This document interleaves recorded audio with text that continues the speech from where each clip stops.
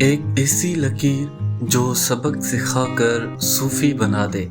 استاد کلاس میں داخل ہوتے ہی بلیک بورڈ پر ایک لمبی لکیر کھینچ دی اور کہا، تم میں سے کون اس لکیر کو ہاتھ لگائے بغیر اسے چھوٹا کر دے۔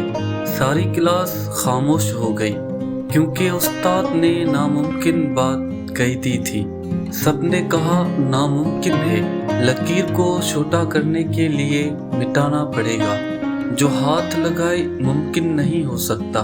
استاد صاحب نے گہری نظروں سے طلباء کی طرف دیکھا اور کچھ کہے بغیر بلیک بورڈ پر اس لکیر کے نیچے ایک لمبی لکیر کھینچ دی، جس کے بعد سب نے دیکھ لیا۔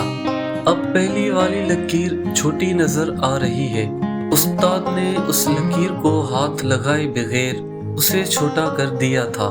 طالب علموں نے آج اپنی زندگی کا سب سے بڑا سبق سیکھا تھا۔